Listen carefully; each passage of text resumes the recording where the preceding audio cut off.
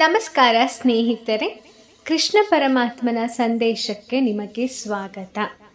ಕೃಷ್ಣ ಮತ್ತು ದ್ರೌಪದಿಯ ಒಂದು ಚಿಕ್ಕ ಕತೆ ಹೇಳ್ತೀನಿ ಕೇಳಿ. ದುಶ್ಯಾಸನ ದ್ರೌಪದಿಯನ್ನ ಸಭೆಯಲ್ಲಿ ಅವಮಾನಿಸಲು ಪ್ರಯತ್ನಿಸಿದಾಗ ದ್ರೌಪದಿ ತುಂಬ ದುಃಖಿತಳಾಗ್ತಾಳೆ. ಅವಳು ಕೃಷ್ಣನನ್ನ ನೆನಪಿಸಿಕೊಂಡು ಸಹಾಯವನ್ನ ಕೇಳ್ತಾಳೆ.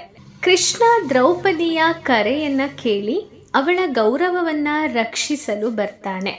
ಅವನು ದ್ರೌಪದಿಯ ಶರೀರವನ್ನು ವಸ್ತ್ರದಿಂದ ಮುಚ್ಚಿ ಅವಳ ಗೌರವವನ್ನು ರಕ್ಷಣೆ ಮಾಡ್ತಾನೆ. ಈ ಕಥೆ ನಮಗೆ ಕೃಷ್ಣನ ಶಕ್ತಿ ಮತ್ತು ಕರುಣೆಯನ್ನು ಕಲ್ಪಿಸುತ್ತೆ.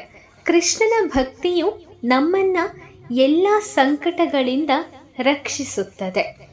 ದುಶ್ಯಾಸನ ದ್ರೌಪದಿಯನ್ನ ಸಭೆಯಲ್ಲಿ ಅವಮಾನ ಮಾಡುವುದಕ್ಕೆ ಪ್ರಯತ್ನ ಪಟ್ಟಾಗ ದ್ರೌಪದಿ ತುಂಬ ದುಃಖದಿಂದ ಅವಳಿಗೆ ಇನ್ನು ಯಾರೂ ಕೂಡ ಸಹಾಯ ಮಾಡೋಕ್ಕಾಗೋದೇ ಇಲ್ಲ ಅಂತ ಅವಳಿಗೆ ಕನ್ಫರ್ಮ್ ಆದಾಗ ಅವಳು ಕೃಷ್ಣನನ್ನು ನೆನಪು ಮಾಡಿಕೊಳ್ತಾಳೆ.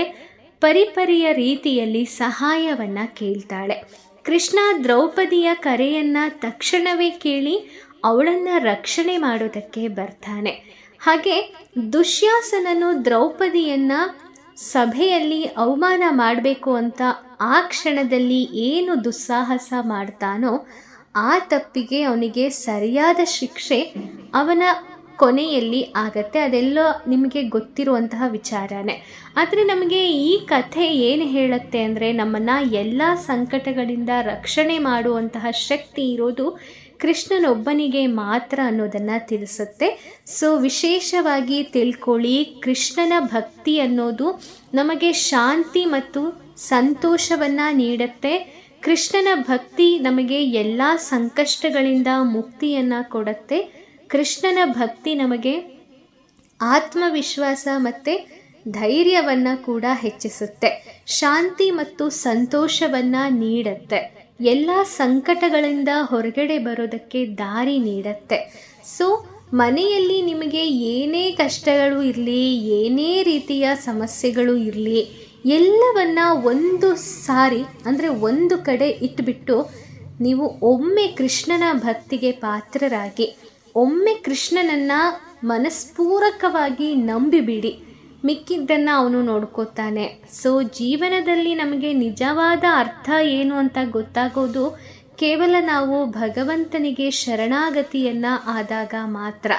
ಸೊ ಯಾವುದನ್ನೇ ಆಗಲಿ ನಾವು ನೆಗ್ಲೆಕ್ಟ್ ಮಾಡಿದ್ರೆ ಅದು ನಮಗೆ ಯಾವುದೂ ಕೂಡ ನಮ್ಮ ಮೈಂಡಲ್ಲಿ ಕೂರೋದಿಲ್ಲ.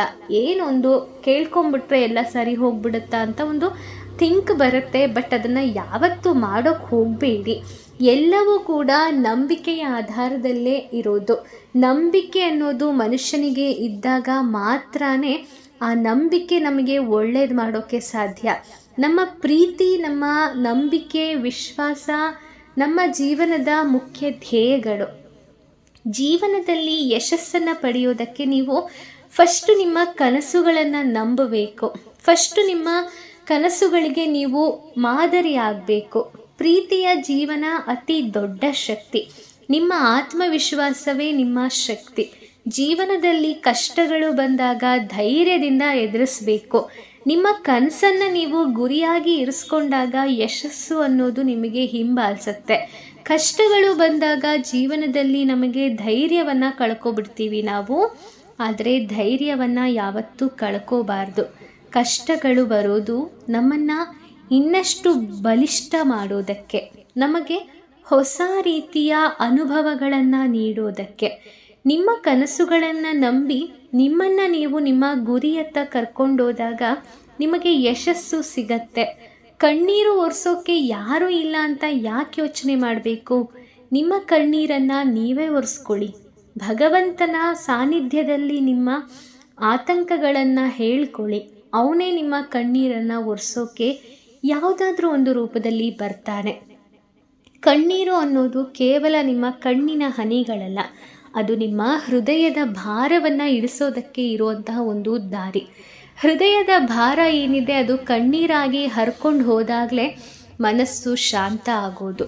ಕಷ್ಟಗಳ ನಂತರ ಬರುವ ನಗು, ಕಣ್ಣೀರಿನ ನಂತರ ಬರುವ ಸಂತೋಷ ತುಂಬ ಚೆನ್ನಾಗಿರುತ್ತೆ. ಕಣ್ಣೀರು ಸುರಿಸಿದ್ರೆ ನಿಮ್ಮ ಹೃದಯ ಇನ್ನಷ್ಟು ಶುದ್ಧ ಆಗತ್ತೆ. ಪ್ರತಿಯೊಂದು ಕಣ್ಣೀರಿನ ಹಿಂದೆ ಒಂದು ಕಥೆ ಇರುತ್ತೆ. ಆ ಕಥೆ ನಮ್ಮ ಜೀವನಕ್ಕೆ ಸ್ಫೂರ್ತಿಯಾಗಬೇಕು.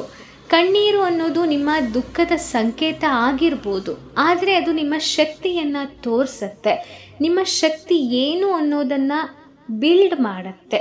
ಕಷ್ಟಗಳ ಕಣ್ಣೀರು ನಿಮ್ಮನ್ನು ಇನ್ನಷ್ಟು ಬಲಿಷ್ಠಗೊಳಿಸುತ್ತೆ ಹೊರತು ವೀಕ್ ಮಾಡಲ್ಲ.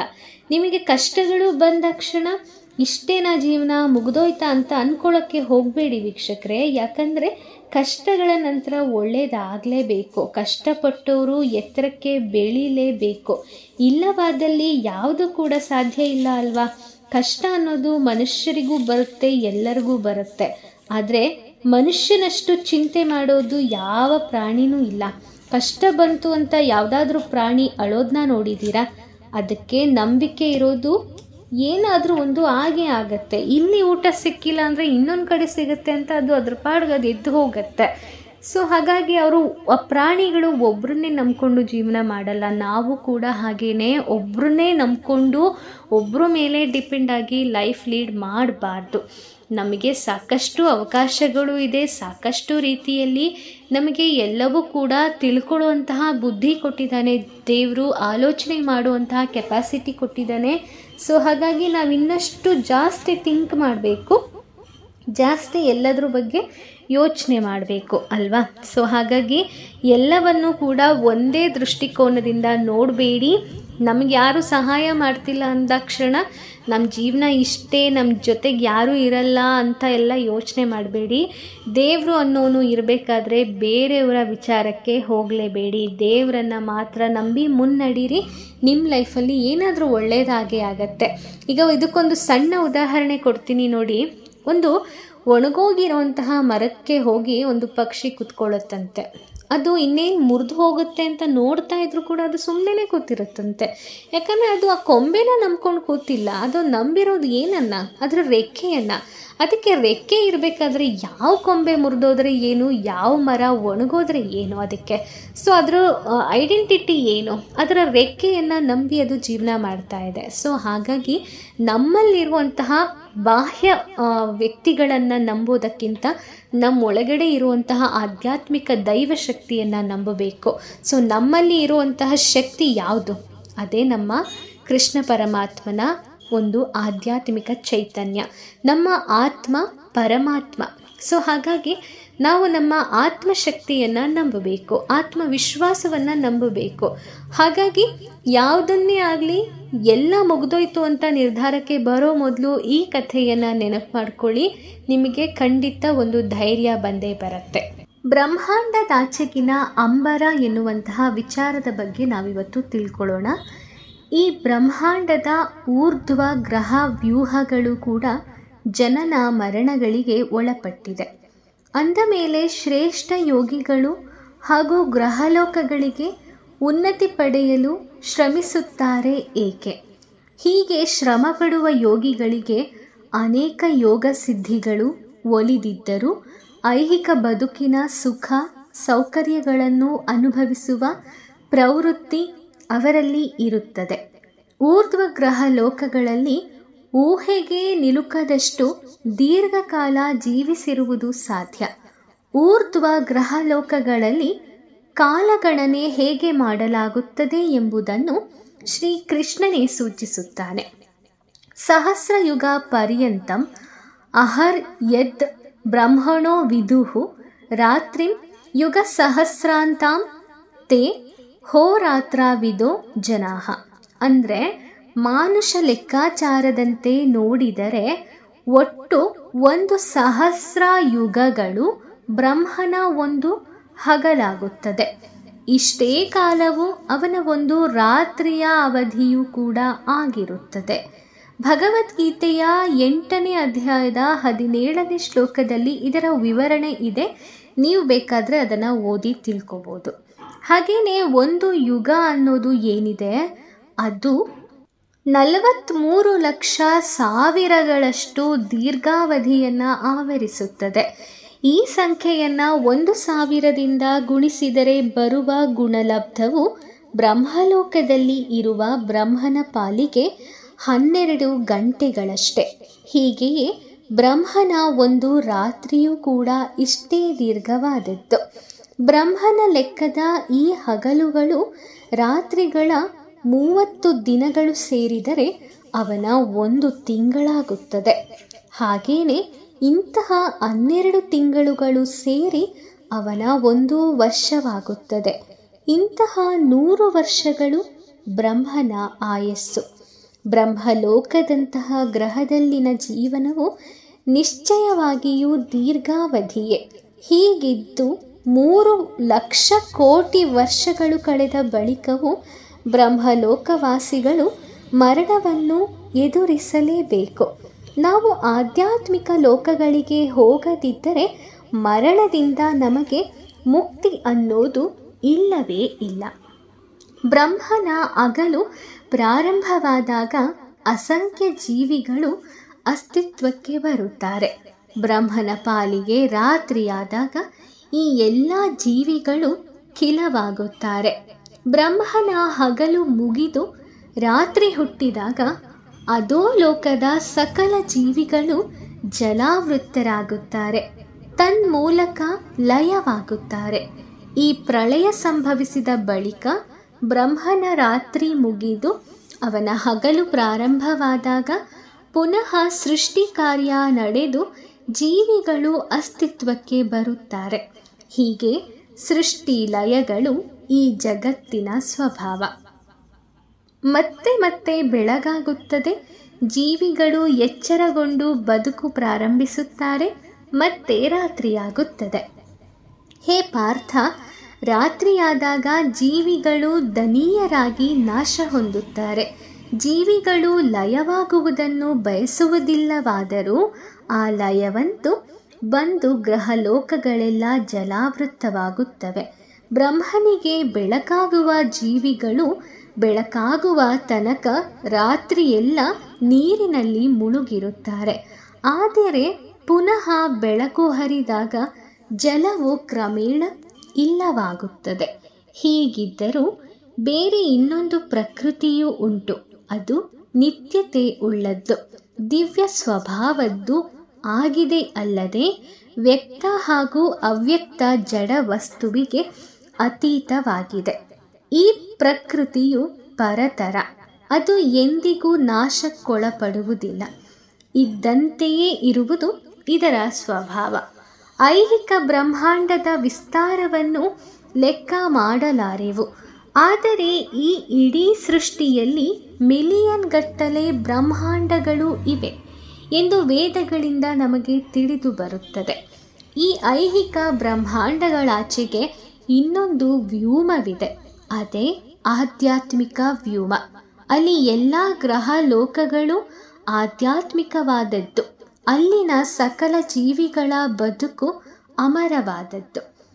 ಇದರ ಅರ್ಥ ಉಲ್ಲೇಖಿಸಲಾಗಿರುವ ಪ್ರಕಾರ ಶ್ಲೋಕದಲ್ಲಿನ ಭಾವಃ ಎನ್ನುವ ಶಬ್ದಕ್ಕೆ ಪ್ರಕೃತಿ ಎಂಬ ಅರ್ಥ ಬರುತ್ತದೆ.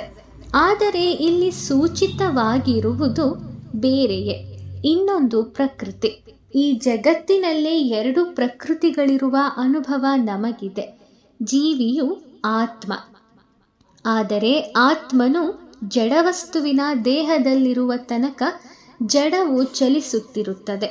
ಆಧ್ಯಾತ್ಮಿಕ ಪ್ರಕೃತಿಯನ್ನು ಕೃಷ್ಣನ ಪರಾಪ್ರಕೃತಿ ಎಂದು ಕರೆಯಲಾಗಿದೆ. ಐಹಿಕ ಪ್ರಕೃತಿಯು ಅಪಾರ ಪ್ರಕೃತಿ.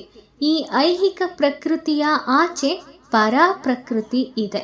ಅದು ಸಂಪೂರ್ಣವಾಗಿ ಆಧ್ಯಾತ್ಮಿಕವಾದದ್ದು.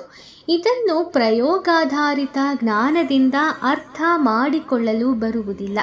ದೂರದರ್ಶಕ ಯಂತ್ರವೊಂದರ ಸಹಾಯದಿಂದ ನಾವು ನಭದಲ್ಲಿ ಲಕ್ಷ ಗಟ್ಟಲೆ ನಕ್ಷತ್ರಗಳನ್ನು ನೋಡಬಹುದು. ಆದರೆ ಅವುಗಳ ಬಳಿಗೆ ನಾವು ಹೋಗುವ ಮಾತೇ ಇಲ್ಲ. ಪ್ರಯೋಗಾಧಾರಿತ ಜ್ಞಾನದಲ್ಲಿ ನಾವು ಈ ಐಹಿಕ ಬ್ರಹ್ಮಾಂಡವನ್ನೇ ಅರ್ಥ ಮಾಡಿಕೊಳ್ಳಲಾರೆವು.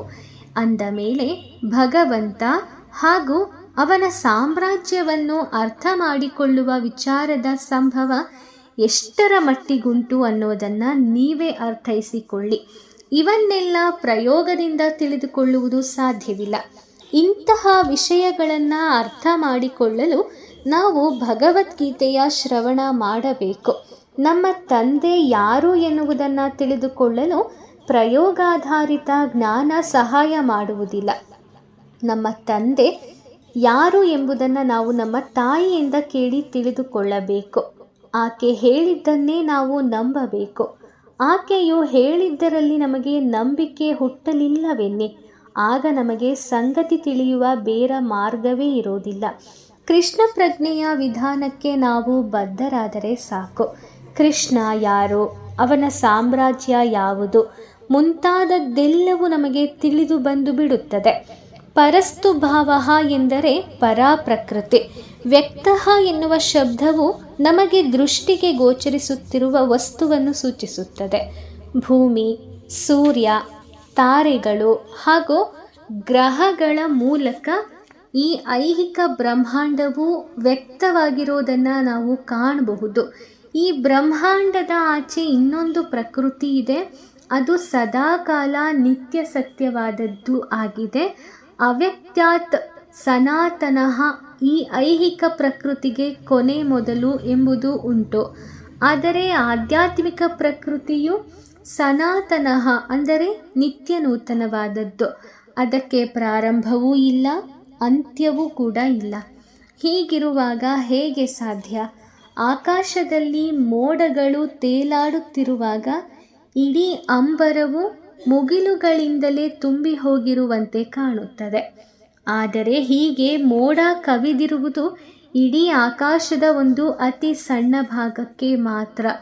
ಆಕಾಶದ ಕೆಲವು ಭಾಗಗಳನ್ನಷ್ಟೇ ಮುಗಿಲುಗಳು ಕವಿದಿದ್ದರೂ ನಾವು ಗಾತ್ರದಲ್ಲಿ ಅತಿ ಸಣ್ಣವರಾದ್ದರಿಂದ ಇಡೀ ಆಕಾಶವೇ ಮೋಡಗಳಿಂದ ಮುಚ್ಚಿ ಹೋಗಿರುವಂತೆ ಕಾಣುತ್ತದೆ. ಇದೇ ರೀತಿ ಈ ಇಡೀ ಆಕಾಶವೇ ಅಗಾಧ ವ್ಯಾಪ್ತಿಯ ಆಧ್ಯಾತ್ಮಿಕ ವ್ಯೂಮವನ್ನು, ಮಹತ್ವವನ್ನು, ಜಡವನ್ನು ಕವಿದಿದೆ ಎಂದು ಅರ್ಥ ಮಾಡಿಕೊಳ್ಳಬೇಕು. ಮೋಡಕ್ಕೆ ಕೊನೆ ಮೊದಲು ಎಂಬುದು ಹೇಗೆ ಉಂಟೋ ಹಾಗೆ ಈ ಐಹಿಕ ಪ್ರಕೃತಿಗೂ ಕೊನೆ ಮೊದಲು ಅನ್ನೋದು ಇದೆ. ಮೋಡಗಳು ಸರಿದು ಹೋಗಿ ಅಂಬರವು ನಿರ್ಮಲವಾದಾಗ ನಮಗೆ ಅವಿರುವ ನೈಜ ರೂಪದಲ್ಲಿ ಗೋಚರಿಸುತ್ತದೆ. ಇದೇ ರೀತಿ ನಮ್ಮ ದೇಹವು ಚೇತನಾತ್ಮವನ್ನು ಕವಿದಿರುವ ಒಂದು ಮೋಡದ ತುಣುಕಿನಂತೆ. ಈ ಕವಚ ಸ್ವಲ್ಪ ಕಾಲ ಇರುತ್ತದೆ, ಇದ್ದು ಕೆಲವು ಉಪಫಲಗಳನ್ನು ನೀಡುತ್ತದೆ. ಕ್ರಮೇಣ ಕರಗಿ ಹೋಗಿ ನಿಶ್ಶೇಷವಾಗುತ್ತದೆ. ನಮ್ಮ ಕಣ್ಣಿಗೆ ಕಾಣುವ ಯಾವುದೇ ಬಗೆಯ ಐಹಿಕ ಸಂಗತಿಯಾದರೂ ಐಹಿಕ ಪ್ರಕೃತಿಯ 6 ಬಗೆಯ ಭೌತಿಕ ಪರಿವರ್ತನೆಗಳಿಗಷ್ಟೇ ಒಳಪಟ್ಟದ್ದೇ ಆಗಿರುತ್ತದೆ. ಹುಟ್ಟು, ಬೆಳವಣಿಗೆ, ಕೆಲಕಾಲದ ಬದುಕು, ಉಪಫಲದ ಉತ್ಪಾದನೆ, ನಶಿಸುವುದು ಹಾಗೂ ಕೊನೆ ಇಲ್ಲವಾಗುವುದು, ಇವೇ ಆ 6 ಭೌತಿಕ ಪರಿವರ್ತನೆಗಳು. ಹೀಗೆ ಮೋಡಗಳಂತೆ ಪರಿವರ್ತನಶೀಲವಾಗಿರುವ ಪ್ರಕೃತಿಯನ್ನು ಮೀರಿದ ಆಧ್ಯಾತ್ಮಿಕ ಪ್ರಕೃತಿ ಒಂದಿದ್ದು ಅದು ನಿತ್ಯ ನಿರಂತರವೆಂದು ಕೃಷ್ಣ ಸೂಚಿಸುತ್ತಾನೆ. ಮೇಲಾಗಿ ಈ ಐಹಿಕ ಪ್ರಕೃತಿಯು ಖಿಲವಾದ ಬಳಿಕವೂ ಆ ಅವ್ಯಕ್ತಾತ್ ಸನಾತನಃ ಎಂಬುದು ಉಳಿದಿರುತ್ತದೆ. ಐಹಿಕ ಹಾಗೂ ಆಧ್ಯಾತ್ಮಿಕ ವ್ಯೂಮಗಳ ಬಗೆಗೆ ವೈದಿಕ ಸಾಹಿತ್ಯ ಗ್ರಂಥಗಳಲ್ಲಿ ವಿಪುಲವಾದ ವಿವರಗಳು ಇವೆ. ಶ್ರೀಮದ್ ಭಾಗವತದ 2ನೆಯ ಸ್ಕಂದದಲ್ಲಿ ಆಧ್ಯಾತ್ಮಿಕ ವ್ಯೂಮ ಹಾಗೂ ಅದರ ನಿವಾಸಿಗಳ ಬಗೆಗೆ ವರ್ಣನೆಗಳು ಉಂಟು. ಆಧ್ಯಾತ್ಮಿಕ ಅಂಬರದಲ್ಲಿ ಆಧ್ಯಾತ್ಮಿಕ ವಿಮಾನಗಳಿದ್ದು ಅಲ್ಲಿ ವಾಸಿಸುವ ಮುಕ್ತಾತ್ಮರು ಈ ವಿಮಾನಗಳನ್ನು ಕೂತು ಮಿಂಚಿನ ವೇಗದಲ್ಲಿ ಸಂಚರಿಸುತ್ತಾರೆಂಬ ವಿವರವೂ ಕೂಡ ಶ್ರೀಮದ್ ಭಾಗವತದಲ್ಲಿ ಉಂಟು. ನಮ್ಮ ಈ ಐಹಿಕ ಜಗತ್ತಿನಲ್ಲಿ ಏನನ್ನೇ ಕಾಣಬಹುದು, ಅವೆಲ್ಲವೂ ವಾಸ್ತವವಾಗಿ ಆಧ್ಯಾತ್ಮಿಕ ಅಂಬರದಲ್ಲೂ ಇವೆ. ಇಲ್ಲಿ ನಮ್ಮ ಈ ಇಹಲೋಕದಲ್ಲಿರುವುದೇನಿದ್ದರೂ ಆಧ್ಯಾತ್ಮಿಕ ಲೋಕದಲ್ಲಿರುವುದರ ನಕಲು ಅಥವಾ ನೆರಳು. ಚಲನಚಿತ್ರದಲ್ಲಿ ನಾವು ನೈಜ ವಸ್ತುವೊಂದರ ತದ್ರೂಪವನ್ನು ನೋಡುವಂತೆ ಈ ಐಹಿಕ ಜಗತ್ತೇನಿದ್ದರೂ ಆಧ್ಯಾತ್ಮಿಕ ಜಗತ್ತಿನಲ್ಲಿರುವ ವಸ್ತುಗಳೇ ಆಗಿದ್ದು ಇಲ್ಲಿನವು ಅಲ್ಲಿನವುಗಳ ಮಾದರಿಗಳಾಗಿವೆ ಎಂದು ಶ್ರೀಮದ್ ಭಾಗವತದಲ್ಲಿ ಹೇಳಿದೆ. ಬಟ್ಟೆ ಅಂಗಡಿಗಳ ಮುಂದೆ ಒಬ್ಬ ಸುಂದರ ತರುಣಿಯ ಹಾಗೆ ಕಾಣುವ ಬೊಂಬೆಯೊಂದನ್ನು ನಿಲ್ಲಿಸಿರುತ್ತಾರಲ್ಲ, ಇದು ಹಾಗೇನೆ. ಅಂಗಡಿಯ ಮುಂದಿನ ಸ್ತ್ರೀಗೊಂಬೆಯು ನಕಲಿ ಎನ್ನುವುದು ಪ್ರತಿಯೊಬ್ಬ ವಿವೇಕಿಗೂ ತಿಳಿದಿರುತ್ತದೆ. ಆಧ್ಯಾತ್ಮಿಕ ಜಗತ್ತು ನೈಜವಾದ್ದರಿಂದ ಅದರ ನಕಲು ರೂಪವಾದ ಐಹಿಕ ಪ್ರಪಂಚವು ನೈಜವೆಂಬಂತೆಯೇ ಕಾಣುತ್ತದೆ ಎಂದು ಶ್ರೀಧರ ಸ್ವಾಮಿಯವರು ಹೇಳುತ್ತಾರೆ. ನೈಜತೆ ಎಂಬ ಶಬ್ದವನ್ನು ನಾವು ಸರಿಯಾಗಿ ಅರ್ಥ ಮಾಡಿಕೊಳ್ಳಬೇಕು. ನೈಜತೆ ಎಂದರೆ ಯಾವುದು ತನ್ನ ಅಸ್ತಿತ್ವದಲ್ಲಿ ಕಳೆದುಕೊಳ್ಳದೆ ಉಳಿಯುತ್ತದೋ ಅದು. ನೈಜತೆ ಎಂದರೆ ನಿತ್ಯತೆ ಎಂದರ್ಥ. ಅಸ್ತಿತ್ವದಲ್ಲಿರದಿರುವುದಕ್ಕೆ ಬಾಳಿಕೆಯೂ ಕೂಡ ಇರುವುದಿಲ್ಲ ಮತ್ತು ಅಸ್ತಿತ್ವದಲ್ಲಿರುವುದಕ್ಕೆ ನಾಶವೂ ಇಲ್ಲವೆಂದು ಸತ್ಯವನ್ನು ಬಲ್ಲವರು ಹೇಳುತ್ತಾರೆ. ಈ ಋಷಿ ಜನರು ಆ ಎರಡರ ಸ್ವಭಾವವನ್ನು ಪರೀಕ್ಷಿಸಿಯೇ ಈ ಮಾತನ್ನು ಆಡಿದ್ದಾರೆ. ಇದನ್ನು ನೀವು ಕೂಲಂಕುಷವಾಗಿ ತಿಳ್ಕೋಬೇಕು ಅಂದರೆ ಭಗವದ್ಗೀತೆಯ 2ನೇ ಅಧ್ಯಾಯದ 16ನೇ ಶ್ಲೋಕದಲ್ಲಿ ಹೇಳಲಾಗಿದೆ. ಹಾಗೆಯೇ ಕೃಷ್ಣನೇ ನಿಜವಾದ ಸುಖ. ಇದಕ್ಕೆ ಹೋಲಿಸಿದರೆ ತಾತ್ಕಾಲದ್ದು ಐಹಿಕ ಸುಖವು ವಾಸ್ತವವಾದದ್ದು ಅಲ್ಲವೇ ಅಲ್ಲ.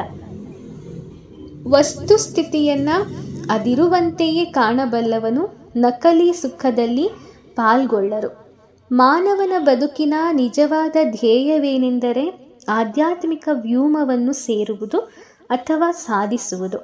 ಆದರೆ ಈ ವಿಷಯ ಬಹಳ ಮಂದಿಗೆ ತಿಳಿದೇ ಇಲ್ಲವೆಂದು ಶ್ರೀಮದ್ ಭಾಗವತವು ಹೇಳುತ್ತದೆ. ನೈಜ ವಸ್ತುವು ಏನೆಂಬುದನ್ನು ಅರ್ಥ ಮಾಡಿಕೊಳ್ಳುವುದು ಹಾಗೂ ಆ ನೈಜವನ್ನು ಸೇರುವುದು ಮನುಷ್ಯನ ಜೀವನದ ಗುರಿ. ಅಜ್ಞಾನವೆಂಬ ಕತ್ತಲಿನಲ್ಲೇ ಉಳಿದು ಬಿಡಬಾರದೆಂದು ಎಲ್ಲ ವೈದಿಕ ಸಾಹಿತ್ಯ ಕೃತಿಗಳು ಉಪದೇಶಿಸುತ್ತವೆ. ಈ ಐಹಿಕ ಜಗತ್ತಿನ ಸ್ವಭಾವವೇ ಕತ್ತಲು. ಆದರೆ ಆಧ್ಯಾತ್ಮಿಕ ಜಗತ್ತು ಬೆಳಕಿನಿಂದ ತುಂಬಿದೆ. ಹೀಗಿದ್ದು ಅಲ್ಲಿನ ಬೆಳಕು ಬೆಂಕಿಯಿಂದ ಅಥವಾ ವಿದ್ಯುತ್ ಶಕ್ತಿಯಿಂದ ಬಂದದ್ದಲ್ಲ. ಈ ಬಗೆಗೆ ಕೃಷ್ಣನು ಆಡಿರುವ ಮಾತು, ಆ ನನ್ನ ಧಾಮಕ್ಕೆ ಸೂರ್ಯನಿಂದಾಗಲಿ ಚಂದ್ರನಿಂದಾಗಲಿ ಬೆಳಕು ಬರುತ್ತಿಲ್ಲ. ವಿದ್ಯುತ್ ಶಕ್ತಿಯ ಮೂಲಕ ಬೆಳಕೋ? ಅದಂತೂ ಅಲ್ಲ. ನನ್ನ ಧಾಮಕ್ಕೆ ಒಮ್ಮೆ ಬಂದವನು ಪುನಃ ಇಹಲೋಕಕ್ಕೆ ಹಿಂದಿರುಗುವುದೇ ಇಲ್ಲ. ಇದನ್ನು ಭಗವದ್ಗೀತೆಯ 15ನೇ ಅಧ್ಯಾಯದ 6ನೇ ಶ್ಲೋಕದಲ್ಲಿ ಹೇಳಲಾಗಿದ್ದು, ಆಧ್ಯಾತ್ಮಿಕ ಜಗತ್ತನ್ನು ಅವ್ಯಕ್ತ ಎಂದು ಕರೆಯುತ್ತಾರೆ. ಏಕೆಂದರೆ ಅದನ್ನು ಐಹಿಕ ಇಂದ್ರಿಯಗಳಿಂದ ಗ್ರಹಿಸಲು ಬರೋದಿಲ್ಲ. ಆ ಪರಮ ದಿವ್ಯ ಜಗತ್ತನ್ನು ಅವ್ಯಕ್ತ ಹಾಗೂ ಅಚ್ಯುತ ಎಂದು ಕರೆಯುತ್ತಾರೆ. ಏಕೆಂದರೆ ಅದೇ ನಮ್ಮ ಪರಮ ಗಮ್ಯಸ್ಥಾನ. ಇಲ್ಲಿಗೆ ಒಮ್ಮೆ ಬಂದವನು ಪುನಃ ಭೂಮಿಗೆ ಮರಳುವುದಿಲ್ಲ.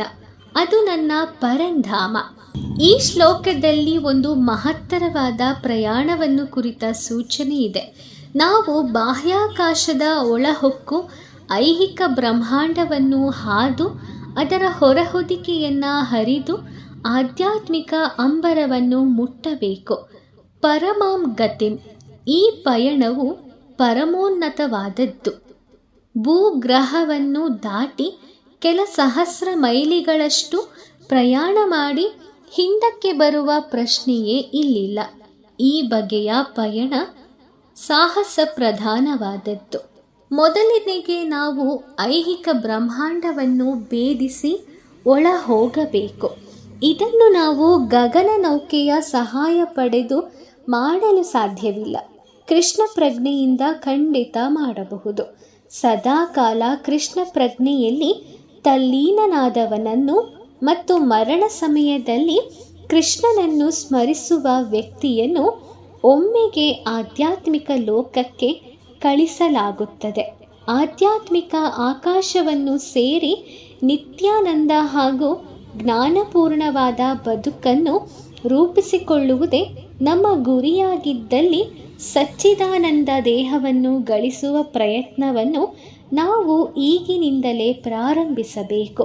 ಕೃಷ್ಣನದು ಸಚ್ಚಿದಾನಂದ ದೇಹವೆಂದು ಹೇಳಲಾಗಿದೆ. ಈಶ್ವರ ಪರಮಃ ಕೃಷ್ಣ ಸಚ್ಚಿದಾನಂದ ವಿಗ್ರಹ. ಇಂಥದ್ದೇ ನಿತ್ಯತೆ, ಜ್ಞಾನ ಹಾಗೂ ಆನಂದಗಳ ದೇಹ ನಮಗೂ ಇದೆ. ಆದರೆ ನಮ್ಮ ಈ ದೇಹವು ತುಂಬ ಚಿಕ್ಕದು. ಹಾಗೂ ಅದನ್ನು ಜಡವು ಆವರಿಸಿಕೊಂಡಿದೆ.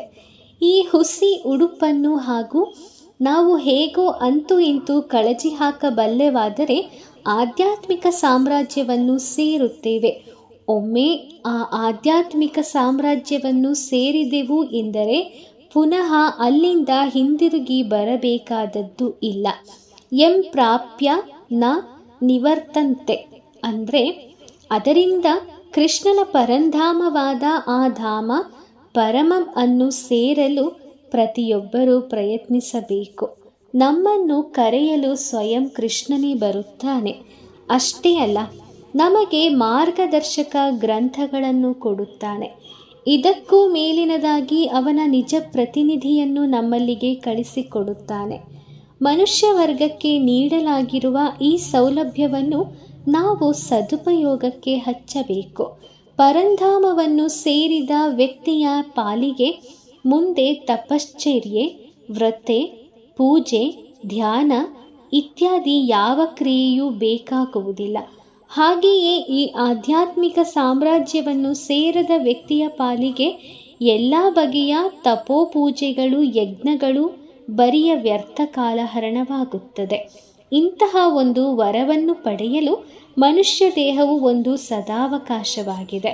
ಮನುಷ್ಯ ದೇಹವನ್ನು ಪಡೆದಿರುವವರು ಈ ಪರಮ ಸಿದ್ಧಿಯನ್ನು ಸಾಧಿಸಲು ನೆರವಾಗಬೇಕಾದ್ದು ರಾಷ್ಟ್ರಗಳ ಧುರೀಣರ, ತಂದೆ ತಾಯಿಯರ, ಉಪಾಧ್ಯಾಯ ವರ್ಗಕ್ಕೆ ಸೇರಿದವರ ಹಾಗೂ ಪೋಷಕರ ಕರ್ತವ್ಯ ಆಗಿರುತ್ತದೆ. ಸುಮ್ಮನೆ ತಿನ್ನುವುದು, ನಿದ್ರಿಸುವುದು, ಸಂಭೋಗ ಹಾಗೂ ಬೆಕ್ಕು ನಾಯಿಗಳಂತೆ ಕಾದಾಡುವುದು ನಾಗರಿಕತೆ ಅಲ್ಲ. ನಮ್ಮ ಈ ಮನುಷ್ಯ ಜನ್ಮವನ್ನು ನಾವು ಯುಕ್ತ ರೀತಿಯಲ್ಲಿ ಬಳಸಿಕೊಳ್ಳಬೇಕು ಮತ್ತು ಕೃಷ್ಣ ಪ್ರಜ್ಞಾವಂತರಾಗಿ ದಿನದ 24 ಗಂಟೆಗಳ ಕಾಲವು ಕೃಷ್ಣ ಸ್ಮರಣೆ ಮಾಡುತ್ತಿರುವಂತೆ ಸಿದ್ಧಪಡಿಸಿಕೊಳ್ಳಬೇಕು. ನಮ್ಮ ಜ್ಞಾನವನ್ನು ಬಳಸಬೇಕು. ಮರಣ ಸಮಯದಲ್ಲಿ ಒಮ್ಮೆಗೆ ಆಧ್ಯಾತ್ಮಿಕ ವ್ಯೋಮವನ್ನು ಸೇರಬೇಕು. ಸರ್ವಶ್ರೇಷ್ಠನಾದ ದೇವೋತ್ತಮ ಪರಮಪುರುಷನು ಅಪ್ಪಟ ಭಕ್ತಿಯಿಂದ ದಕ್ಕಬಲ್ಲನು. ಅವನು ತನ್ನ ಧಾಮದಲ್ಲೇ ಇದ್ದರೂ ಸರ್ವವ್ಯಾಪಿ ಮತ್ತು ಎಲ್ಲವೂ ಅವನಲ್ಲಿಯೇ ನೆಲೆಗೊಂಡಿವೆ. ಪರಂಧಾಮವನ್ನು ಸೇರಬೇಕೆನ್ನುವುದೇ ನಮ್ಮ ಇಚ್ಛೆಯಾಗಿದ್ದಲ್ಲಿ ಅದಕ್ಕೆ ಇರುವ ವಿಧಾನವನ್ನು ಇಲ್ಲಿ ಸೂಚಿಸಲಾಗಿದೆ. ಅದೇನು ಎಂದರೆ ಅದು ಒಂದು ಭಕ್ತಿ. ಭಕ್ತ್ಯ ಎಂದರೆ ಭಕ್ತಿ ಸೇವೆ, ಪರಮಪ್ರಭುವಿನಲ್ಲಿ ಶರಣಾಗತಿ. ಭಕ್ತ್ಯ ಎನ್ನುವ ಶಬ್ದದ ಬೇರು ಭಜ್ ಎನ್ನುವ ಧಾತುವಿನಲ್ಲಿದೆ. ಭಜ್ ಎಂದರೆ ಸೇವೆ. ಭಕ್ತಿ ಎನ್ನುವ ಶಬ್ದಕ್ಕೆ ನಾರದೀಯ ಪಂಚರಾತ್ರವು ಹೀಗೊಂದು ವ್ಯಾಖ್ಯಾನ ಮಾಡುತ್ತದೆ. ಉಪಾಧಿಗಳಿಂದ ಮುಕ್ತನಾಗಿರುವುದು ಎನ್ನುವುದೇ ಆ ವ್ಯಾಖ್ಯಾನ. ಪರಿಶುದ್ಧ ಚೇತನಾತ್ಮಕ್ಕೆ ಅಂಟಿಕೊಂಡಿರುವ ಎಲ್ಲ ಉಪಾಧಿಗಳಿಂದಲೂ ಮುಕ್ತನಾಗಿರಲು ವ್ಯಕ್ತಿಯು ದೃಢಮನಸ್ಸು ಮಾಡಿದರೆ ಭಕ್ತಿಯನ್ನು ಪಡೆಯಬಹುದು. ಈ ಉಪಾಧಿಗಳಾದರೂ ದೇಹದಿಂದ ಉಂಟಾಗಿವೆ ಮತ್ತು ದೇಹದ ಬದಲಾವಣೆಯೊಂದಿಗೆ ಅವು ಬದಲಾಗುತ್ತದೆ. ತಾನೊಂದು ಪರಿಶುದ್ಧ ಆತ್ಮ. ಆತ್ಮವು ಜಡ ಖಂಡಿತ ಅಲ್ಲ ಎನ್ನುವುದನ್ನೇ ಸಾಕ್ಷಾತ್ಕರಿಸಿಕೊಳ್ಳುವುದೇ ಭಕ್ತಿ. ನಮ್ಮ ನೈಜ ವ್ಯಕ್ತಿತ್ವವು ಈ ದೇಹವಲ್ಲ. ದೇಹವೇನಿದ್ದರೂ ಆತ್ಮವನ್ನು ಮುಸುಕಿರುವ ಹೊದಿಕೆ ಅಷ್ಟೆ. ನಮ್ಮ ನೈಜ ವ್ಯಕ್ತಿತ್ವ ದಾಸನದು, ಕೃಷ್ಣನ ಸೇವಕನಾಗಿರುವುದು. ವ್ಯಕ್ತಿಯು ತನ್ನ ನೈಜ ವ್ಯಕ್ತಿತ್ವದಲ್ಲಿ ಸ್ಥಿತನಾಗಿದ್ದು ಕೃಷ್ಣನ ಸೇವೆ ಮಾಡುತ್ತಿದ್ದಲ್ಲಿ ಅವನು ಭಕ್ತ. ವೃಷಿಕೇಶ ವೃಷಿಕೇಣ ಸೇವನಂ. ನಮ್ಮ ಇಂದ್ರಿಯಗಳು ದೈಹಿಕ ಉಪಾಧಿಗಳಿಂದ ಮುಕ್ತವಾದಾಗ ನಾವು ಅವುಗಳನ್ನು ಇಂದ್ರಿಯಗಳ ಸ್ವಾಮಿಯಾದ ಋಷಿಕೇಶನಾದ ಕೃಷ್ಣನ ಸೇವೆಯಲ್ಲಿ ತೊಡಗಿಸುತ್ತೇವೆ. ರೂಪ ಗೋಪಸ್ವಾಮಿಯವರು ಹೇಳುವಂತೆ ನಾವು ಕೃಷ್ಣನ ಸೇವೆಯನ್ನು ಪ್ರಸನ್ನ ಚಿತ್ತದಿಂದ ಮಾಡಬೇಕು. ಸಾಮಾನ್ಯವಾಗಿ ನಾವು ಭಗವತ್ ಸೇವೆ ಮಾಡಬಯಸುವುದು ಯಾವುದೋ ಒಂದು ಲೌಕಿಕ ಉದ್ದೇಶಕ್ಕಾಗಿ ಇಲ್ಲವೇ ಲೌಕಿಕ ಲಾಭದಾಸೆಯಿಂದ ದೇವರ ಒಳಗೆ ಹೋಗುವ ಹಾಗೆ ದೇವರ ಬಳಿಗೆ ಹೋಗುವವನು ಭಗವಂತನ ಬಳಿ ಹೋಗದೆಯೇ ಇರುವವನಿಗಿಂತ ಉತ್ತಮನೇನೋ ಹೌದು. ಆದರೆ ನಾವು ಪ್ರಾಪಂಚಿಕ ಲಾಭದಾಸೆಯಿಂದ ಮೊದಲು ಮುಕ್ತರಾಗಬೇಕು. ಕೃಷ್ಣನನ್ನು ಅರ್ಥ ಮಾಡಿಕೊಳ್ಳುವುದು ನಮ್ಮ ಗುರಿಯಾಗಿರಬೇಕು. ಕೃಷ್ಣನು ಅಪರಿಮಿತನೇ, ಆದರೆ ಅವನನ್ನು ಅರ್ಥ ಮಾಡಿಕೊಳ್ಳಬಹುದು ಎಂಬುದನ್ನು ನಾವು ಮೊದಲು ಒಪ್ಪಿಕೊಳ್ಳಬೇಕು. ಕೃಷ್ಣನನ್ನು ಅರ್ಥ ಮಾಡಿಕೊಳ್ಳಲೆಂದೇ ನಮಗೆ ಭಗವದ್ಗೀತೆಯನ್ನು ನೀಡಲಾಗಿದೆ. ನಾವು ಗೀತೆಯ ಮೂಲಕ ಜ್ಞಾನಾರ್ಜನೆ ಮಾಡಬೇಕು ಮತ್ತು ನಮ್ಮ ಜ್ಞಾನಾರ್ಜನೆಯಿಂದ ಕೃಷ್ಣನು ಸಂತೃಪ್ತನಾದ ಎಂಬುದು ನಮಗೆ ತಿಳಿದಿರಬೇಕು. ಇದಾದ ಬಳಿಕ ನಾವು ಪ್ರಸನ್ನ ಭಾವದಿಂದ ಕೃಷ್ಣನ ಸಂತೋಷಕ್ಕೆ ಕಾರಣವಾಗುವ ರೀತಿಯಲ್ಲಿ ಅವನ ಸೇವೆ ಮಾಡಬೇಕು. ಕೃಷ್ಣ ಪ್ರಜ್ಞೆಯು ಒಂದು ಬಹು ವಿಸ್ತಾರವಾದ ವಿಜ್ಞಾನ. ಈ ವಿಜ್ಞಾನವನ್ನು ಕುರಿತ ಹಾಗೆ ಗ್ರಂಥ ರಾಶಿಯೇ ಲಭ್ಯವಿದೆ.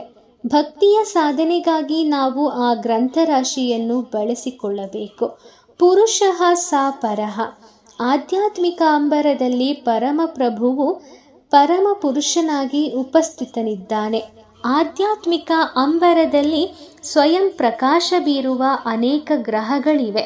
ಅಲ್ಲಿನ ಪ್ರತಿ ಗ್ರಹಲೋಕದಲ್ಲೂ ಕೃಷ್ಣನ ಒಂದು ವಿಸ್ತರಣೆಯು ವಾಸವಾಗಿರುತ್ತದೆ. ಇಂತಹ ವಿಸ್ತರಣೆಗಳು ಚತುರ್ಬಾಹು ರೂಪಗಳಾಗಿದ್ದು ಲೆಕ್ಕಕ್ಕೆ ಸಿಗದಷ್ಟು ನಾಮಧೇಯಗಳನ್ನುಳ್ಳದ್ದಾಗಿರುತ್ತದೆ. ಅವೆಲ್ಲವೂ ಸಾಕಾರ ಮೂರ್ತಿಗಳೇ, ನಿರಾಕಾರದ್ದಲ್ಲ. ಈ ಪುರುಷನನ್ನು ಭಕ್ತಿಯ ಮೂಲಕ ಸಂಪರ್ಕಿಸಬಹುದು. ಸವಾಲೆಸೆಯುವುದರ ಮೂಲಕ, ತತ್ವಶಾಸ್ತ್ರೀಯ ಊಹಾಪೋಹಗಳಿಂದ ಅಥವಾ ಮನೋಕಲ್ಪನೆಗಳ ದ್ವಾರ, ಇಲ್ಲವೇ ದೈಹಿಕ ವ್ಯಾಯಾಮದಿಂದ ಕೃಷ್ಣನ ವಿಸ್ತರಣೆಗಳಾದ ಪುರುಷನನ್ನು ಸಂಪರ್ಕಿಸುವುದು ಸಾಧ್ಯವಿಲ್ಲ. ಫಲಾಪೇಕ್ಷೆಗೆ ವಿಮುಖವಾದ ಭಕ್ತಿಯಿಂದ ಆಧ್ಯಾತ್ಮಿಕ ವ್ಯೂಮದ ಕೃಷ್ಣ ಮೂರ್ತಿಗಳನ್ನು ಸಂಪರ್ಕಿಸಬಹುದು.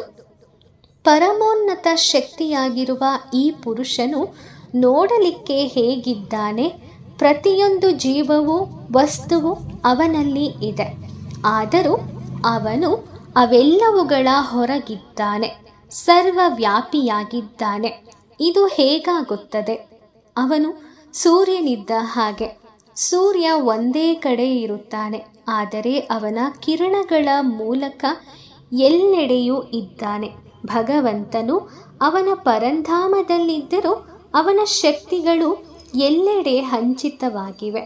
ಸೂರ್ಯನು, ಸೂರ್ಯ ಕಿರಣಗಳು ಹೇಗೆ ಬೇರೆ ಬೇರೆಯೆಲ್ಲವೂ ಹಾಗೆ ಕೃಷ್ಣನು ಅವನ ಶಕ್ತಿಗಳಿಂದ ಭಿನ್ನವಲ್ಲ. ಕೃಷ್ಣನು ಅವನ ಶಕ್ತಿಗಳು ಬೇರೆ ಬೇರೆಯಲ್ಲವಾದ್ದರಿಂದ ಭಕ್ತಿ ಸೇವೆಯಲ್ಲಿ ಪ್ರಗತಿ ಸಾಧಿಸುವವರಾದರೆ ನಾವು ಕೃಷ್ಣನನ್ನು ಎಲ್ಲೆಲ್ಲೂ ಕಾಣಬಹುದು. ದೈವ ಪ್ರೇಮವೆಂಬ ಅಂಜನವನ್ನು ಕಣ್ಣಿಗೆ ಹಚ್ಚಿಕೊಂಡಿರುವ ಪರಿಶುದ್ಧ ಭಕ್ತರು ಕೃಷ್ಣನನ್ನು ಹೃದಯಸ್ಥರನ್ನಾಗಿ ಮಾಡಿಕೊಂಡಿರುತ್ತಾರೆ. ಆ ದೇವೋತ್ತಮ ಪರಮಪುರುಷನನ್ನು ನಾನು ಪೂಜಿಸುತ್ತೇನೆ ಎನ್ನುವಂತಹ ಪ್ರಾರ್ಥನೆಯೊಂದಿಗೆ ಸದಾಕಾಲ ಹೃದಯದಲ್ಲಿ ಅವನನ್ನು ನೆಲೆಸಿಕೊಂಡಿರುತ್ತಾರೆ. ಇದನ್ನು ನೀವು ಬ್ರಹ್ಮ ಸಂಹಿತೆಯ 5ನೇ ಅಧ್ಯಾಯದ 38ನೇ ಶ್ಲೋಕದಲ್ಲಿ ನೋಡಬಹುದು. ದೈವ ಪ್ರೇಮ ತುಂಬಿದ ಹೃದಯವಂತರು, ದೈವ ಪ್ರೇಮದಿಂದ ತುಂಬಿದವರು ಕೃಷ್ಣನನ್ನು ಸದಾಕಾಲವೂ ತಮ್ಮ ಕಣ್ಣೆದುರು ನೋಡುತ್ತಾರೆ. ದೇವರನ್ನು ನಾವು ನಿನ್ನೆ ರಾತ್ರಿ ನೋಡಿದ್ದೆವು, ಆದರೆ ಅವನು ಈಗ ಕಣ್ಣಿಗೆ ಬೀಳುತ್ತಿಲ್ಲ ಎನ್ನುವ ಹಾಗಲ್ಲ ಈ ವಿಷಯ. ಕೃಷ್ಣ ಪ್ರಜ್ಞಾವಂತನಿಗೆ ಕೃಷ್ಣನು ಸದಾ ಪ್ರತ್ಯಕ್ಷನಾಗಿಯೇ ಇರುತ್ತಾನೆ ಹಾಗೂ ಅವನನ್ನು ಸದಾ ಕಾಣುತ್ತಿರಬಹುದು. ಆದರೆ ಹಾಗೆ ಅವನನ್ನು ಕಾಣಬಲ್ಲ ಕಣ್ಣುಗಳನ್ನು ನಾವು ಬೆಳೆಸಿಕೊಳ್ಳಬೇಕು. ನಮಗೆ ಒದಗಿ ಬಂದಿರುವ ಐಹಿಕ ಬಂಧನದಿಂದಾಗಿ, ಅಂದರೆ ನಮ್ಮ ಐಹಿಕ ಇಂದ್ರಿಯಗಳ ಆವರಣದಿಂದ ಆಧ್ಯಾತ್ಮಿಕವಾದದ್ದನ್ನು ನಾವು ಕಾಣಲಾರೆವು. ಆದರೆ ಹರೇ ಕೃಷ್ಣ ಮಂತ್ರ ಜಪದಿಂದ ನಾವು ಈ ಅಜ್ಞಾನವನ್ನು ನೀಗಿಸಿಕೊಳ್ಳಬಹುದು. ಇದು ಹೇಗೆ ಸಾಧ್ಯ? ಶಬ್ದ ತರಂಗವನ್ನು ಹಾಯಿಸಿ ನಿದ್ರಿಸುತ್ತಿರುವ ಮನುಷ್ಯನನ್ನು ಎಚ್ಚರಿಸಬಹುದು. ಒಬ್ಬ ವ್ಯಕ್ತಿಯು ಎಲ್ಲ ಉದ್ದೇಶಗಳ ಹಾಗೂ ಕಾರ್ಯಗಳ ದೃಷ್ಟಿಯಿಂದ ಪ್ರಜ್ಞಾಹೀನನಾಗಿದ್ದು ಕಾಣಲಾರ, ಅನುಭವಿಸಲಾರ, ಮೂಸಲಾರ ಇತ್ಯಾದಿ. ಅವನ ಶ್ರವಣ ಶಕ್ತಿಯು ಎಷ್ಟು ಗಾಢವಾದದ್ದಾಗಿರುತ್ತದೆ ಎಂದರೆ ಶಬ್ದ ಮಾಡಿ ಅವನನ್ನು ನಿದ್ರೆಯಿಂದ ಎಚ್ಚರಿಸಬಹುದು. ಅದೇ ರೀತಿ ಚೇತನಾತ್ಮವು ಜಡ ಸ್ಪರ್ಶವೆಂಬ ನಿದ್ದೆಯಿಂದ ಹಿಂದಕ್ಕೆ ತಳ್ಳಲ್ಪಟ್ಟಿದ್ದರೂ ಹರೇ ಕೃಷ್ಣ ಕೃಷ್ಣ ಕೃಷ್ಣ ಹರೇ ಹರೇ, ಹರೇ ರಾಮ ರಾಮ ರಾಮ ಹರೇ ಹರೇ ಎಂಬ ಮಂತ್ರವನ್ನು ಕೇಳುವಂತೆ ಉಚ್ಚರಿಸಿ ಅದನ್ನು ಎಚ್ಚರಿಸಬಹುದು. ಹರೇ ಕೃಷ್ಣ ಎಂಬ ಮಂತ್ರವನ್ನು ಕೇಳುವಂತೆ ಉಚ್ಚರಿಸಿ ಅದನ್ನು ಎಚ್ಚರಿಸಬಹುದು. ಹರೇ ಕೃಷ್ಣ ಎನ್ನುವುದು ಪರಮಪ್ರಭು ಹಾಗೂ ಅವನ ಶಕ್ತಿಗಳನ್ನು ಕುರಿತು ಅವನು ಸಂಬೋಧಿಸಿ ನಾವು ಆಡುವ ಮಾತು ಅಷ್ಟೆ. ಹರೇ ಎಂದರೆ ಶಕ್ತಿ ಮತ್ತು ಕೃಷ್ಣನು ಪರಮಪ್ರಭು. ಆದ್ದರಿಂದ ನಾವು ಹರೇ ಕೃಷ್ಣ ಎಂದಾಗ ಹೇ ಭಗವತ್ ಶಕ್ತಿಯೇ, ಹೇ ಪ್ರಭುವೇ, ದಯೆಯಿಟ್ಟು ನನ್ನನ್ನು ನಿನ್ನವನನ್ನಾಗಿ ಮಾಡಿಕೊ ಎಂದು ಹೇಳುತ್ತೇವೆ ಅಷ್ಟೆ. ನಮ್ಮನ್ನು ಒಪ್ಪಿಸಿಕೊ ಎಂದು ಭಗವಂತನನ್ನು ಕೇಳಲು ನಮಗೆ ಇನ್ನೊಂದು ಪ್ರಾರ್ಥನೆ ಇಲ್ಲ. ದಿನದ ಅನ್ನಕ್ಕಾಗಿ ಅವನನ್ನು ಕೇಳುವ ಪ್ರಶ್ನೆ ಇಲ್ಲ. ನಮ್ಮ ಅನ್ನ ಸದಾ ಇದ್ದೇ ಇರುತ್ತದೆ. ತಂದೆ ನನ್ನನ್ನು ಒಪ್ಪಿಸಿಕೊ ಎಂದು ಭಗವಂತನಲ್ಲಿ ಭಿನ್ನವಿಸಿಕೊಳ್ಳುವ ಪ್ರಾರ್ಥನಾ ವಾಕ್ಯವೇ ಹರೇ ಕೃಷ್ಣ ಮಂತ್ರ. ಸ್ವಯಂ ಚೈತನ್ಯ ಮಹಾಪ್ರಭುಗಳೇ ಕೃಷ್ಣನನ್ನ ಕುರಿತು ಹೀಗೆಂದು ಪ್ರಾರ್ಥಿಸುತ್ತಾರೆ: ಹೇ ನಂದಸುತ, ನಾನು ನಿನ್ನ ನಿರಂತರ ದಾಸ. ಹೀಗಿದ್ದು ನಾನು ಹೇಗೋ ಅಂತೂ ಇಂತೂ ಜನನ ಮರಣಗಳೆಂಬ ಕಡಲಿನಲ್ಲಿ ಬಿದ್ದು ಬಿಟ್ಟಿದ್ದೇನೆ. ಆದ್ದರಿಂದ ದಯೆ ತೋರಿ ನನ್ನನ್ನು ಮರಣವೆಂಬ ಈ ಕಡಲಿನಿಂದ ಮೇಲೆತ್ತಿ ರಕ್ಷಿಸು. ನಿನ್ನ ಪಾದ ಪದ್ಮಗಳಲ್ಲಿನ ಒಂದು ಧೂಳಿನ ಕಣವನ್ನಾಗಿ ನನ್ನ ಇರಿಸು. ಸಮುದ್ರ ಮಧ್ಯಕ್ಕೆ ಬಿದ್ದಿಬಿಟ್ಟಿರುವ ವ್ಯಕ್ತಿಯೊಬ್ಬನ ಪಾಲಿಗೆ ಇರುವ ಒಂದೇ ಭರವಸೆ ಎಂದರೆ ಯಾರೋ ಒಬ್ಬರು ಬಂದು ತನ್ನನ್ನು ಪಾರು ಮಾಡುತ್ತಾರೆಂದು. ಯಾರೋ ಒಬ್ಬರು ಬಂದು ಆ ವ್ಯಕ್ತಿಯನ್ನು ದಡದೆಡೆಗೆ ಒಂದಿಷ್ಟು ತಳ್ಳಿ ಸಾಗಿಸಿದರೆ ಮುಳುಗುತ್ತಿರುವ ವ್ಯಕ್ತಿಯ ಪ್ರಾಣ ಉಳಿಯುವುದು ಸಾಧ್ಯವಾಗುತ್ತದೆ. ಇದೇ ರೀತಿ ಕೃಷ್ಣ ಪ್ರಜ್ಞೆಯ ಸಹಾಯದಿಂದ ಪಾರಾದರೆ ನಮಗೆ ತತ್ಕ್ಷಣವೇ ಪರಿಹಾರ ಸಿಕ್ಕಿದಂತೆಯೇ. ಪರಮಪ್ರಭು ಅವನ ನಾಮ, ಕೀರ್ತಿ ಮತ್ತು ಕಾರ್ಯಗಳ ದಿವ್ಯ ಸ್ವಭಾವವನ್ನು ನಾವು ಗ್ರಹಿಸಲಾರೆವಾದರೂ ನಾವು ನಮ್ಮನ್ನು ಕೃಷ್ಣನ ಪ್ರಜ್ಞೆಯಲ್ಲಿ ನೆಲೆಗೊಳಿಸಿಕೊಂಡರೆ ಕ್ರಮೇಣ ಭಗವಂತನು ತನ್ನನ್ನು ನಮಗೆ ತೋರತೊಡಗುತ್ತಾನೆ. ನಮ್ಮ ಪ್ರಯತ್ನದಿಂದಲೇ ನಾವು ಭಗವಂತನನ್ನು ಕಾಣಲಾರೆವು. ಆದರೆ ನಾವು ಅವನನ್ನು ಕಾಣುವ ಅರ್ಹತೆ ಗಳಿಸಿಕೊಂಡರೆ ಅವನು ತನ್ನನ್ನು ಪ್ರಕಟಗೊಳಿಸುತ್ತಾನೆ. ಆಗ ನಾವು ಅವನನ್ನು ಕಾಣಬಹುದು. ನನ್ನ ಎದುರಿಗೆ ಬಂದು ನರ್ತಿಸು ಎಂದು ಯಾರೂ ಭಗವಂತನಿಗೆ ಆಜ್ಞೆ ವಿಧಿಸಲಾರರು. ಆದರೆ ಆ ಕೃಷ್ಣನೇ ಸಂತೋಷಪಟ್ಟು ನಮ್ಮ ಮುಂದೆ ಪ್ರತ್ಯಕ್ಷನಾಗುವ ಹಾಗೆ ನಾವು ಕಾರ್ಯಶೀಲರಾಗಿರಬೇಕು. ಅಷ್ಟು ಆಧ್ಯಾತ್ಮಿಕ ಶುದ್ಧತೆ ಎನ್ನುವುದು ನಮ್ಮಲ್ಲಿ ಇರಬೇಕು ಎಂದು ನಾವು ಮೊದಲು ತಿಳಿದುಕೊಳ್ಳಬೇಕು. ವೀಕ್ಷಕರೇ, ಈ ಒಂದು ವಿಶೇಷವಾದಂತಹ ರೀತಿಯಲ್ಲಿ ನಾವು ಜನನ ಮರಣಗಳ ಆಚೆಗೆ, ಬ್ರಹ್ಮಾಂಡದ ಆಚೆಗೆ ಏನಿದೆ, ಕೃಷ್ಣನ ಧಾಮಕ್ಕೆ ಹೇಗೆ ಪ್ರವೇಶಿಸಬಹುದು, ಕೃಷ್ಣನ ಚೈತನ್ಯವನ್ನು ನಮ್ಮ ಮೇಲೆ ಹೇಗೆ ಪ್ರಕಾಶಿಸಿಕೊಳ್ಳಬಹುದು, ಹೇಗೆ ಅವನನ್ನು ನಿರಂತರವಾಗಿ ಧ್ಯಾನಿಸಬೇಕು, ಹೇಗೆ ಅವನನ್ನು ನಮ್ಮ ರಕ್ಷಕನನ್ನಾಗಿ ನಾವು ಮಾಡಬೇಕು ಎನ್ನುವುದನ್ನು ತಿಳಿದುಕೊಂಡೆವು.